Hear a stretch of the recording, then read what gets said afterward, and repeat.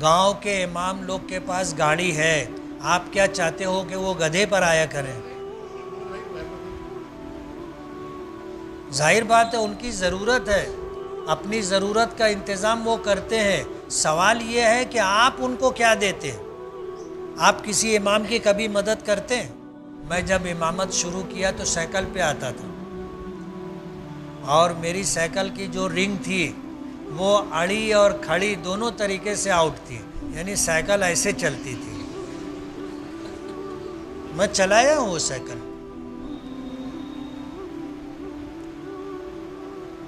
تو مالیگاؤں میں ایسے لوگ بھی ہیں جو اس وقت میری سائیکل کا مذاق اڑاتے تھے۔ انہوں نے ہونڈا لی تھی، مالیگاؤں کے لوگ ان کے پیچھے پڑ گئے تھے۔ امام ہے اور ہونڈا چلا رہا ہے۔ میں سب سے پہلے پھر 50 لیا، تو ہمارے مدرسے کے ذمہ داروں میں سے کچھ ذمہ دار کہنے لگے آپس میں، بولے 50 پہ آوتے۔ میں سن لیا تو میں رک گیا، رک کر کے ان کو میں نے وہی جملہ کہا جو ان سے کہا کہ تم کیا چاہتے ہو کہ ہم لوگ گدھے پر آیا جایا کریں؟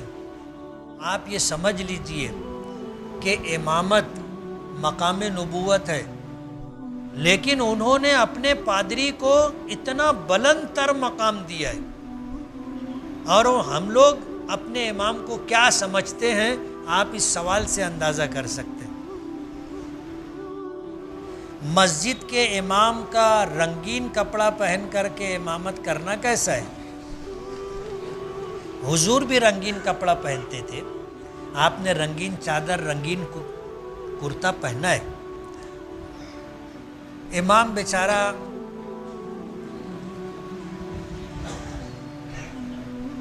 ایسا ہے کہ ہر کس و ناکس اس کے متعلق اس طرح کی بات کرتا ہے۔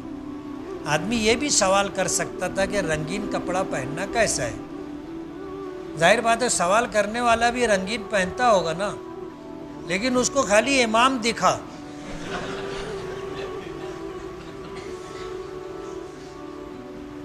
ہم لوگوں نے اپنے امام کو اتنا کمتر اور حقیر سمجھ رکھا ہے کہ اس طرح کی باتیں ہم لوگ امام کے متعلق پوچھتے، جبکہ یہود و نصارہ اپنے اماموں کو خدائی کے برابر درجہ دیتے۔ چرچ میں ہر اتوار کو یہ کرسچن لوگ جاتے ہیں، ہفتے بھر کے گناہوں کا تذکرہ پادری کے سامنے کرتے ہیں کہ میں نے چوری کی تھی، میں نے ڈکیتی کی تھی، میں نے جوا کھیلا، میں نے شراب پی۔ وہ بولتا ہے، یہ اس کے سر پہ ہاتھ رکھ کے بولتا ہے سب معاف۔ اب ظاہر بات ہے یہ گناہوں کا معاف کرنا اللہ کا کام ہے، لیکن انہوں نے اپنے پادری کو اتنا بلند تر مقام دیا ہے، اور ہم لوگ اپنے امام کو کیا سمجھتے ہیں آپ اس سوال سے اندازہ کر سکتے ہیں۔ بہت ساری بات بولنے کی ہے، لیکن آپ یہ سمجھ لیجئے کہ امامت مقام نبوت ہے، یعنی امامت کے لیے مصلی پر کھڑا ہونا یہ نبی کے کھڑے ہونے کی جگہ ہے۔ نبی کی موجودگی میں کوئی دوسرا امامت نہیں کر سکتا، اور ہم لوگ امام کو کیا سمجھتے ہیں ہم لوگ اندازہ کر لیں۔ امام کو حالات اتنے سنگین ہیں، مہنگائی سر چڑھ کے بول رہی ہے، اور ہم لوگ امام کو کیا تنخواہ دیتے ہیں سب کو معلوم ہے، مؤذن کو کیا تنخواہ دیتے ہیں سب کو معلوم ہے، مسجد کے خادم کو کیا تنخواہ دیتے ہیں سب کو معلوم ہے۔ ایک صاحب تھے، وہ امام صاحب کو آ کے کہنے لگے کہ میرے بیٹوں کے لیے دعا کرنا۔ کیا کرنا؟ میرے بیٹوں کے لیے دعا کرنا، ان کی روٹی روزی کے لیے۔ اور کہنے والے مسجد کے چیف ٹرسٹی تھے. کیا تھے؟ Chief trustee. تو امام صاحب نے دعا کی کہ اللہ ہماری مسجد کے چیف ٹرسٹی کے بچوں کو ایسی نوکری دے کہ ان کو وہ تنخواہ ملے جو مجھ کو ملتی ہے. ناراض ہو گئے، ناراض ہو گئے اور بہت ناراض ہوئے. بولے تم میرے بچوں کے لیے ان کی زندگی برباد کرنے کی دعا کر رہے ہیں. بولے اس میں کیا ہو گیا؟ تم مسجد کے چیف ٹرسٹی ہو، جو تنخواہ تم مجھے دیتے ہو تو ظاہر بات ہے تمہارے لیے وہی تنخواہ جو ہے دینا تم کو اچھا لگتا ہے، تو میں نے تمہارے بچوں کے لیے بھی وہ دعا کی. آج اگر مالیگاؤں میں امام لوگ یہ دعا کرنے لگے تو مسجد کے ٹرسٹی لوگ ہاتھ دھو کے پیچھا اٹھا لیں گے. سمجھ رہے ہو؟ اور یہ بات میں اس لیے کہہ رہا ہوں کہ مسجد کے ذمہ داران تو جو تنخواہ دیتے ہیں مصلیوں میں سے کوئی بھی مسجد کے امام مؤذن کو کبھی ہدیہ نہیں دیتا.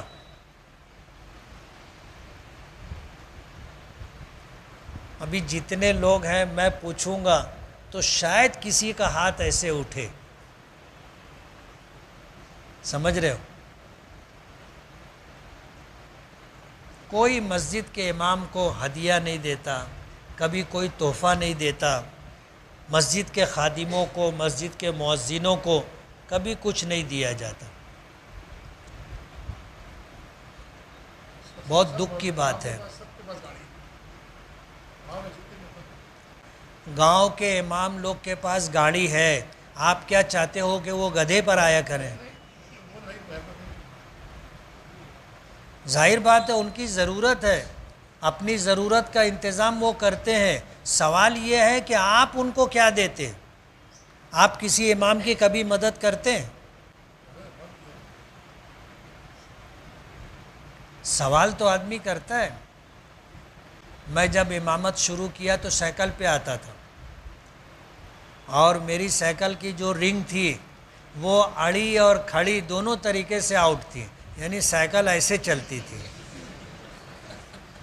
میں چلایا ہوں وہ سائیکل.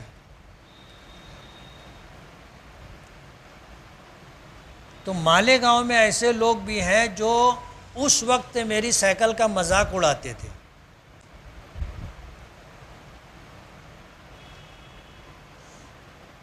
مجھ کو بہت اچھی طرح یاد ہے، مولانا عمر فاروق تھے، مدرسہ کلیت الطاہرات کے بانی ان کے والدین تھے.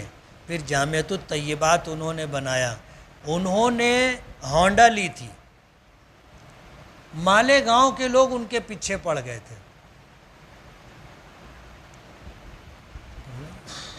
امام ہے اور ہونڈا چلا رہا ہے.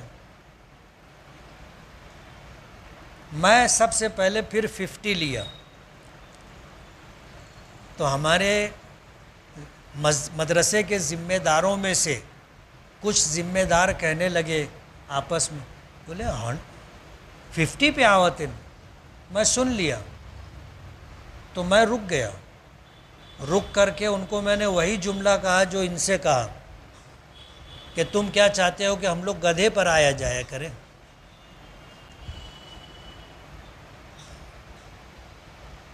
یہ وہ سوچ ہے جو ہم اپنے اماموں کے متعلق رکھتے کہ ان کے پاس ہونڈا نہیں ہونی چاہیے، ان کے پاس کار نہیں ہونی چاہیے، ان کے پاس ایسی کوئی سواری نہیں ہونا چاہیے. یہ ہمیشہ محتاج رہے، غریب رہے، قلاش رہے. سوال یہ ہے کہ اگر اس کے پاس گاڑی ہے تو آپ کا پیٹ کیوں دکھتا ہے؟ میں میری مثال بتاؤں. میں گھر بنانے لگا تو کچھ مالدار حضرات، میں نیا پورے میں رہتا ہوں، نیا پورا ایک زمانہ تھا مالدار لوگوں کا گڑھ تھا. 2 لوگ آئے ساتھ میں، آ کر کے پوچھنے لگے، بولے گھر بنوا رہے ہو؟ بولا ہاں۔ بولے ایک بات پوچھو؟ بولے پوچھو۔ بولے پیسوا کہاں سے لاؤ؟ تو ان سے میں نے کہا کہ حاجی صاحب میں نہ دن میں مسجد میں امامت کرتا ہوں، مدرسے میں پڑھاتا ہوں، اور رات میں ڈاکہ ڈالتا ہوں۔ بولے یار تم تو ناراض ہو گئے۔ بولے نہیں ناراض نہیں ہوا، تم پوچھے نا پیسہ کہاں سے لائے، تو میں وہ بتا رہا ہوں کہ دن میں مسجد مدرسے کی خدمت، رات میں ڈاکہ ڈالتا۔ سٹ پٹا گئے دونوں۔ اس کے بعد پھر رکھنا تھا تو میں رکھ بھی دیا۔ منو آ کر کے تو پوچھے پڑوس میں رہتے ہو کبھی مدد کیے؟ ہم نے تو کبھی نہیں پوچھا کہ یار تم کہاں سے پیسہ لائے، اور تم ہم سے آگے پوچھتے ہوئے کہاں سے پیسہ لائے، تم کو پوچھنے کا حق کس نے دیا؟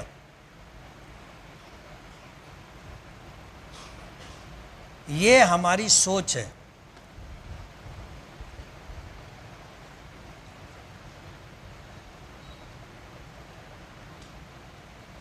اس لیے ہمیں سوچ بدلنا چاہیے۔ مسجد کے امام کی، مسجد کے مؤذن کی، مسجد کے خادم کی خدمت کرنا چاہیے۔ اللہ نے ہمیں دیا ہے، وقتاً فوقتاً ان کی مالی مدد کرنا چاہیے، وقتاً فوقتاً ان کو تحفے ہدایہ دینا چاہیے۔ میں ایک واقعہ بار بار سنایا، پھر سناؤں گا۔ ایک صاحب میرے دوستوں میں سے کہنے لگے تم کو تو بہت ہدیہ ملتا ہوگا۔ تو میں ان کو بول دیا، میں نے کہا تم کتنے دن سے مجھ کو جانتے؟ بہت زمانے سے تم میرے ساتھ رہتے، کبھی تم نے دیا کچھ؟ وہ آدمی خاموش ہو گیا، اس لیے کہ کبھی کچھ دیا ہی نہیں تھا نا۔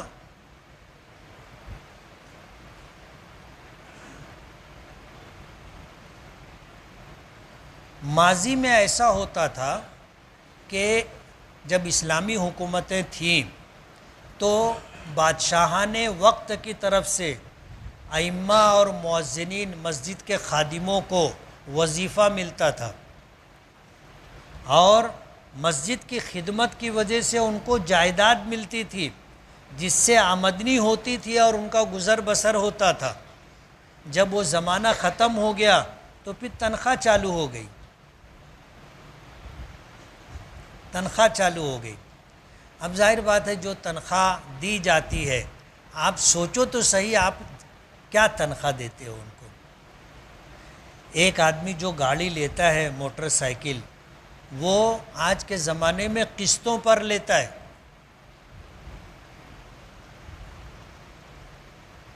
آج 1 ڈاؤن پیمنٹ جو دینا ہوتا ہے وہ دے کر کے پھر یہ ہوتا ہے کہ بھائی تم ہر مہینہ اتنا پیسہ دینا۔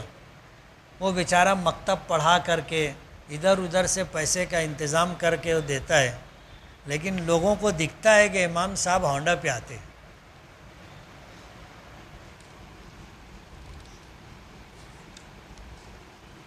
امام کو تنخواہ اتنی دینی چاہیے کہ تنخواہ، فارسی کا لفظ جو ہے تن کے معنی بدن اور خواہ کے معنی ضرورت کی تکمیل، اس کو اتنی تنخواہ دینا چاہیے کہ اس کے بیوی بچوں کا گزارا درمیانی درجے میں ہو جائے، اس کو تنخواہ کہتے ہیں۔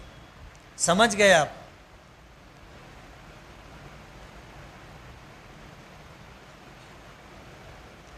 امام کو نکاح پڑھانے کی کتنی اجرت دینا چاہیے؟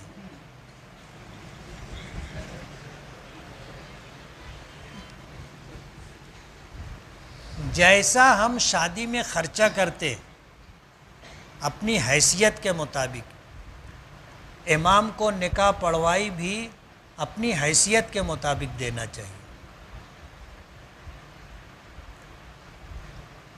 شادی میں ہم 1,00,000 2,00,000 5,00,000 10,00,000 25,00,000 خرچہ کرتے ہیں، جس کی جیسی حیثیت ہوتی ہے، اور نکاح پڑھوائی کیا دیتے؟